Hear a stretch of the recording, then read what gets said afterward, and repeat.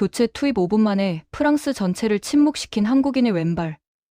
이제 유럽 축구계가 한국 선수에게 무릎을 꿇기 시작했습니다.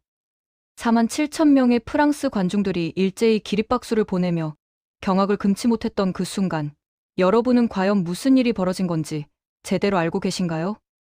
지금부터 그 충격적인 진실을 낱낱이 파헤쳐 드리겠습니다. 일단 상황을 정리해 볼까요? 지난 9일, 프랑스 파리의 파르크 대 프랭스 경기장에서 벌어진 마르세유와의 리그앙 21라운드 홈경기였습니다. 이 경기가 얼마나 중요한 매치인지 아시나요? 단순히 리그 순위 경쟁이 아니라 프랑스 축구 역사상 가장 뜨거운 라이벌 대결이거든요. 파리와 마르세유라는 두 도시의 자존심 싸움인데, 이게 얼마나 치열한 대결인지 프랑스 사람들은 이 경기를 클라시코라고 부를 정도입니다. 그런데 경기 전부터 한국 팬들은 굉장히 실망스러운 소식을 접하게 됩니다. 바로 이강인이 선발 명단에 없었던 거죠. 솔직히 지난 경기에서 상대 수비수 5명을 동시에 따돌리는 환상적인 기점 패스를 보여줬던 이강인이었잖아요. 그 장면 하나로 프랑스 현지 언론이 며칠 동안 난리를 쳤을 정도였는데, 정작 이렇게 중요한 빅매치에서 벤치에 앉아있다니 많은 사람들이 의아해했습니다. 하지만 여기에는 루이스 엘리케 감독의 치밀한 계산이 숨어 있었던 거예요. 사실 이강인은 한 달 동안 부상으로 고생하면서 실전 감각이 떨어진 상태였거든요. 감독 입장에서는 아무리 훈련해서 좋은 모습을 보여줘도 한 달간 경기를 뛰지 못한 선수를 무리하게 선발로 내세우는 건 리스크가 크다고 판단한 거죠. 그래서 교체 카드로 남겨뒀다가 적절한 타이밍에 투입해서 실전 감각을 서서히 끌어올리려는 전략이었던 겁니다. 이 부분에서 엘리케 감독의 선수 관리 능력이 빛을 발하는데요.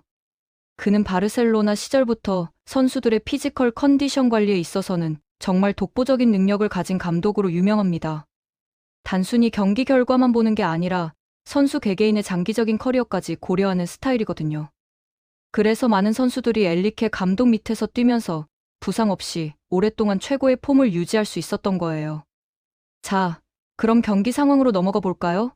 전문가들은 양 팀이 팽팽하게 맞설 거라고 예상했지만 막상 뚜껑을 열어보니 완전히 일방적인 경기가 펼쳐졌습니다. 전반 12분에 우스만 덴벨레가 선제골을 터뜨린 건 시작에 불과했어요. 전반 37분에 추가골까지 터지면서 파리가 2대0으로 앞서 나가는데, 마르세유 선수들의 얼굴에서는 이미 패배를 인정한 듯한 표정이 역력하게 드러났죠. 후반전은 아예 학살극이었습니다. 상대의 자책골로 3대0이 되더니 교체로 투입된 크라바츠엘리아가 환상적인 논스톱 발리슛을 꽂아 넣으며 4대0까지 점수 차가 벌어진 거예요.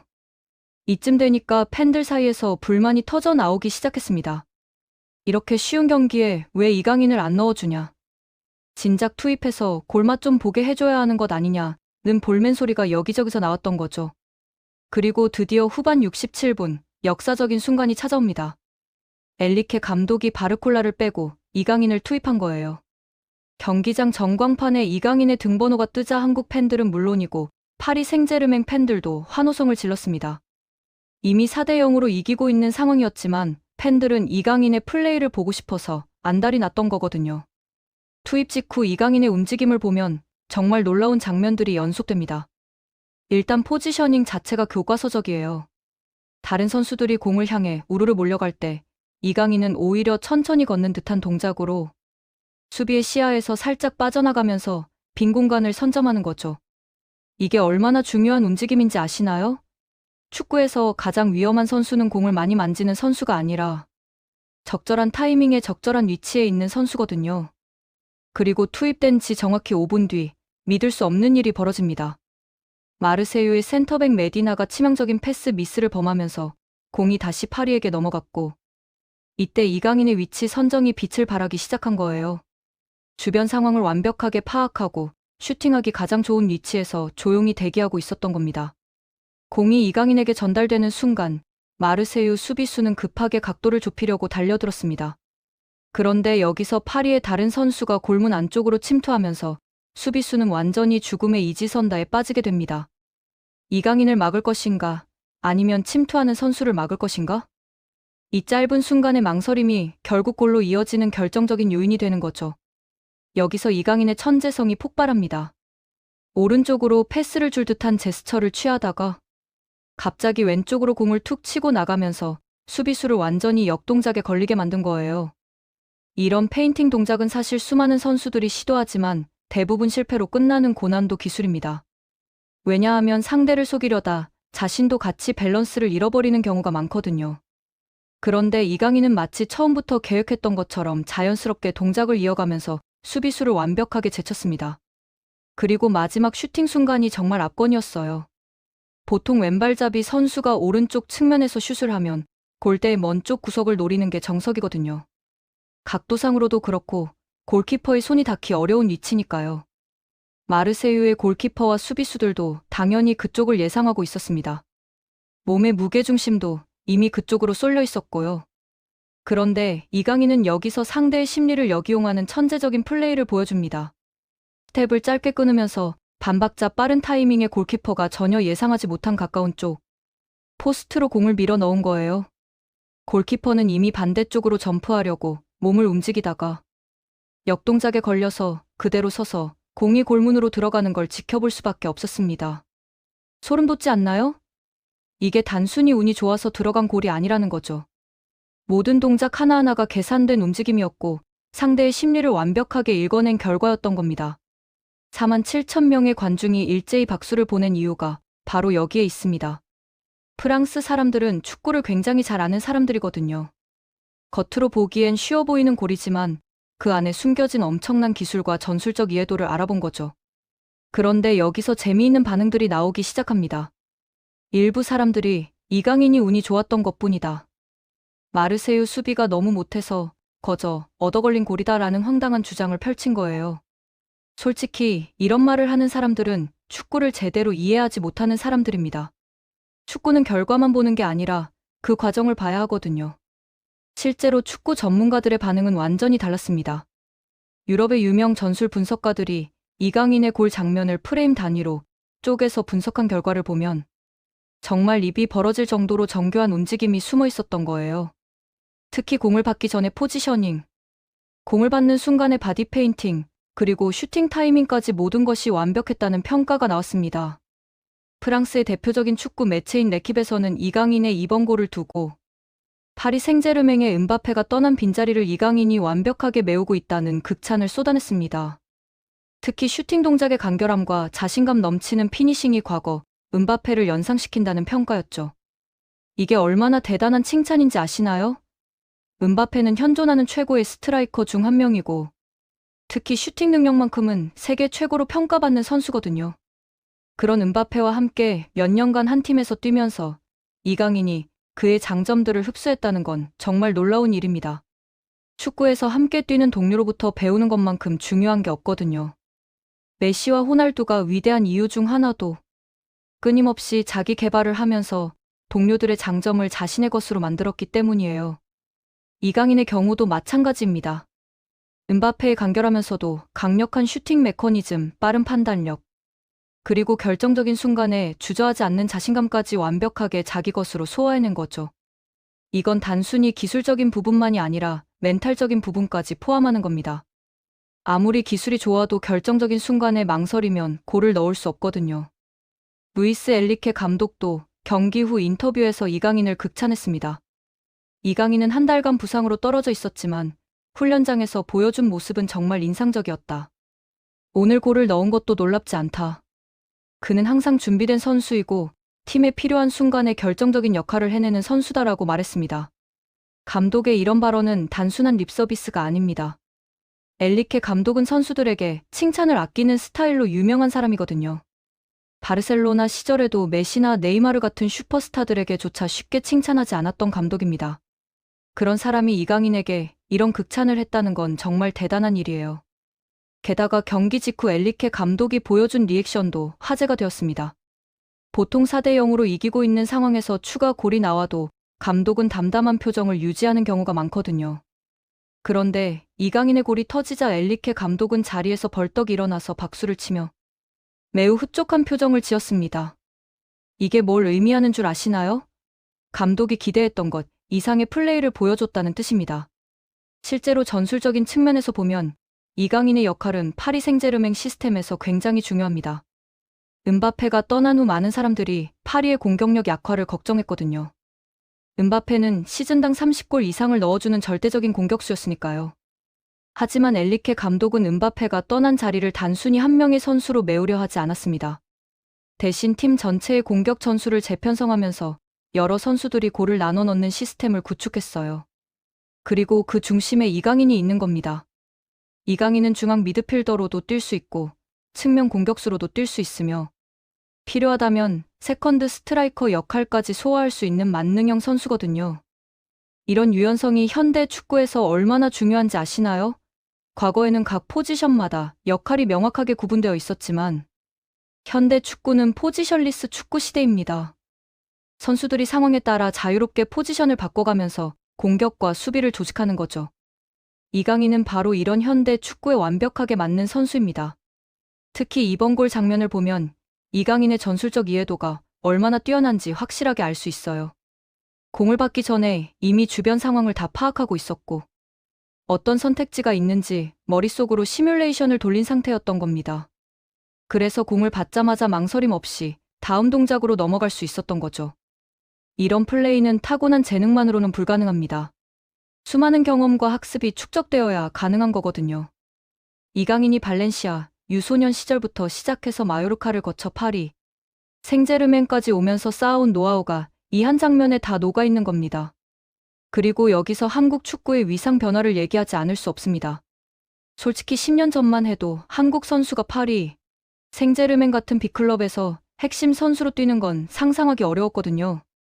물론 박지성이나 이청용 같은 선수들이 유럽에서 활약했지만 그때와 지금은 완전히 다른 레벨입니다. 현재 이강인은 단순히 팀에 있는 선수가 아니라 감독이 전술을 짤 때 중심에 놓고 고민하는 핵심 전력입니다. 이게 얼마나 대단한 일인지 아시나요? 파리 생제르맹은 세계에서 가장 많은 돈을 쓰는 구단 중 하나이고 세계 최고의 선수들이 모여있는 팀입니다. 그런 팀에서 한국 선수가 이런 대접을 받는다는 건 정말 자랑스러운 일이에요. 게다가 이강인의 활약은 단순히 개인의 성공을 넘어서 한국 축구 전체의 위상을 끌어올리고 있습니다. 유럽의 스카우터들이 이제는 한국 리그와 한국 유소년 선수들을 예전보다 훨씬 더 주목하고 있거든요. 한국에서 또 다른 이강인이 나올 수 있다는 기대감 때문입니다. 실제로 최근 몇 년 사이 한국 유소년 선수들의 유럽 진출이 눈에 띄게 늘어났습니다. 이건 손흥민과 이강인 같은 선수들이 유럽 무대에서 성공하면서 만들어진 파급 효과예요. 한국 선수들도 충분히 유럽 최고 수준에서 경쟁할 수 있다는 걸 증명해낸 거죠. 이강인의 이번 골은 또 다른 의미도 있습니다. 바로 부상에서 복귀한 첫 경기에서 골을 넣었다는 점이에요. 선수들에게 부상은 정말 큰 고비거든요. 단순히 몸이 안 좋아지는 것뿐만 아니라 심리적으로도 위축되는 경우가 많습니다. 다시 다치면 어떡하지? 예전만큼 잘할 수 있을까 하는 두려움이 생기는 거죠. 그런데 이강인은 복귀 첫 경기에서 단 5분 만에 골을 넣으면서 이런 우려를 완전히 불식시켰습니다. 부상 전보다 오히려 더 좋아진 모습을 보여준 거예요. 이건 이강인의 프로페셔널한 자세를 보여주는 대목입니다. 부상 기간 동안 재활에만 집중한 게 아니라 멘탈 트레이닝도 철저하게 했다는 증거거든요. 프로 선수들은 대부분 스포츠 심리학자와 함께 작업하면서 부상 복귀를 준비합니다. 몸만 고치는 게 아니라 마음도 함께 치유하는 거죠. 이강인도 분명히 이런 과정을 거쳤을 거고 그 결과가 이번 경기에서 나타난 겁니다. 특히 슈팅하는 순간에 자신감 넘치는 표정을 보세요. 조금의 망설임도 없이 과감하게 골문을 향해 슛을 날렸잖아요. 부상 후유증에 대한 걱정이 있었다면 저렇게 자신감 있게 슛을 때리지 못했을 겁니다. 혹시 무릎이 버틸까, 발목에 무리가 가지 않을까 하는 생각이 들면 동작이 어색해지고 힘도 제대로 못 쓰거든요. 그런데 이강인의 슈팅 동작을 보면 그런 흔적이 전혀 없습니다. 완벽하게 회복한 상태에서 최고의 컨디션으로 뛰고 있다는 걸 보여준 거죠. 이게 바로 프로페셔널리즘입니다. 자기 관리를 철저하게 하고 항상 최고의 상태를 유지하려고 노력하는 자세 말이에요. 그리고 경기 후 소셜미디어의 반응도 정말 폭발적이었습니다. 전 세계 축구 팬들이 이강인의 골 영상을 공유하면서 엄청난 조회수를 기록했거든요. 특히 아시아 지역에서의 반응이 뜨거웠는데 단순히 한국 팬들만이 아니라 일본, 중국, 동남아시아 팬들도 이강인의 플레이를 극찬했습니다. 아시아 선수의 자존심, 유럽 무대를 정복하는 한국의 별 같은 댓글들이 쏟아졌어요. 이게 뭘 의미하는 줄 아시나요? 이강인이 단순히 한국의 영웅이 아니라 아시아 전체의 자랑스러운 선수로 인정받고 있다는 겁니다. 손흥민이 그랬던 것처럼 말이에요. 유럽 팬들의 반응도 흥미롭습니다. 프랑스의 파리 생제르맹 팬 포럼을 보면 이강인에 대한 평가가 날로 높아지고 있어요. 처음에는 아시아에서 온 유망주 정도로만 인식했던 팬들이 이제는 우리 팀의 핵심 전력, 미래의 레전드 같은 표현을 쓰고 있습니다. 특히 음바페와의 비교가 자주 나오는데 이게 굉장히 의미 있는 일입니다. 음바페는 파리 생제르맹 역사상 가장 위대한 선수 중 한 명으로 꼽히는 레전드거든요. 그런 선수와 비교되는 것 자체가 이강인의 수준이 얼마나 높은지를 보여주는 증거예요. 물론 아직 음바페의 커리어만큼 화려한 건 아니죠. 하지만 중요한 건 방향성입니다. 이강인이 지금 가고 있는 길이 음바페가 걸어갔던 길과 비슷하다는 거예요. 그리고 나이를 고려하면 충분히 음바페를 뛰어넘을 수 있는 잠재력을 가지고 있습니다. 전문가들의 분석도 이를 뒷받침합니다. 유럽의 유명 축구 분석 사이트들이 이강인의 스탯을 음바페의 같은 나이대 스탯과 비교한 자료를 보면 여러 지표에서 이강인이 오히려 앞서는 모습을 보이거든요. 특히 패스 성공률, 키패스 횟수, 드리블 성공률 같은 플레이메이킹 관련 지표에서는 이강인이 월등히 높습니다. 물론 골 결정력 면에서는 음바페가 아직 앞서죠. 하지만 이강인은 스트라이커가 아니라 미드필더나 윙어로 뛰는 선수라는 걸 고려해야 합니다. 포지션이 다른데 단순히 골 숫자만 비교하는 건 공정하지 않거든요. 대신 이강인은 음바페가 약했던 플레이메이킹 능력에서 훨씬 뛰어난 모습을 보여주고 있습니다. 그래서 많은 전문가들은 이강인이 음바페와는 다른 스타일의 선수로 성장할 것으로 예상합니다. 음바페는 순수한 득점형 공격수로서 골만 넣으면 되는 선수였다면 이강인은 골도 넣고 어시스트도 하고 빌드업에도 참여하는 만능형 공격수가 될 거라는 전망이에요. 이런 만능형 공격수의 가치는 현대 축구에서 점점 더 높아지고 있습니다.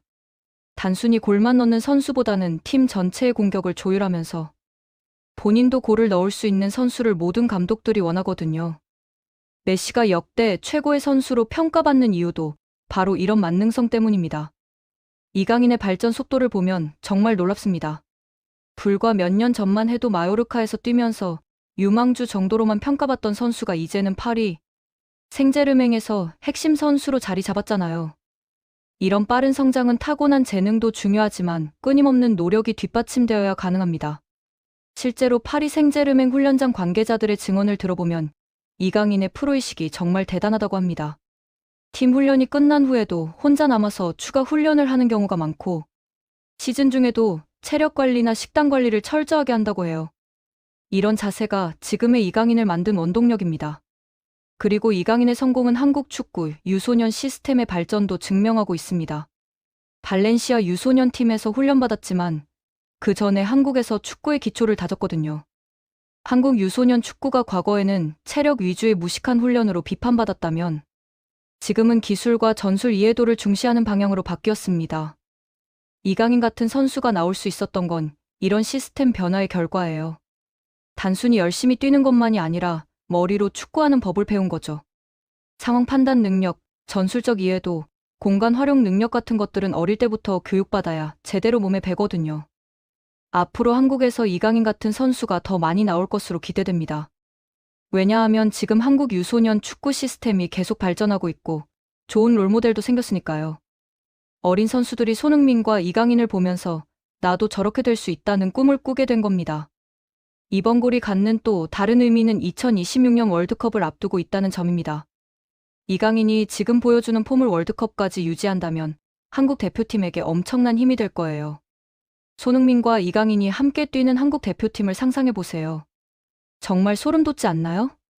손흥민의 경험과 리더십, 그리고 이강인의 창의성과 기술이 결합한다면 한국은 월드컵에서 정말 무서운 팀이 될 수 있습니다. 특히 이강인이 파리 생제르맹에서 배운 최첨단 전술과 플레이 스타일을 대표팀에 접목시킬 수 있다면 한국 축구는 한 단계 더 도약할 수 있어요. 많은 축구 전문가들도 한국의 월드컵 전망을 긍정적으로 보고 있습니다. 과거에는 조별리그만 통과하면 성공이라는 목표를 세웠다면 이제는 8강 진출이 기본, 4강도 노려볼 만하다는 얘기가 나오고 있거든요. 이게 다 손흥민, 이강인 같은 월드클래스 선수들이 있기 때문입니다. 특히 이강인의 플레이 스타일은 토너먼트 대회에서 빛을 발할 가능성이 큽니다. 월드컵은 리그와 달리 한 경기 한 경기가 승부처거든요. 그래서 결정적인 순간에 뭔가 특별한 것을 만들어낼 수 있는 선수가 필요한데 이강인이 바로 그런 선수입니다. 이번 골만 봐도 알 수 있잖아요. 평범한 상황에서 자신만의 창의성과 기술로 골을 만들어낸 거거든요. 월드컵 같은 큰 대회에서는 이런 개인 능력이 승부를 가르는 경우가 많습니다. 2002년 월드컵 때 안정환의 골든골, 2010년 때 박지성의 활약처럼 말이에요. 그리고 이강인은 아직 어려서 앞으로 더 발전할 여지가 많습니다. 지금도 이 정도인데 앞으로 몇 년 더 경험을 쌓고 노하우가 축적되면 정말 어마어마한 선수가 될 거예요. 메시나 호날두도 20대 중반까지는 계속 발전했거든요. 이강인도 마찬가지 궤적을 밟고 있습니다. 재밌게 보셨다면 구독과 좋아요, 알림 설정 부탁드립니다.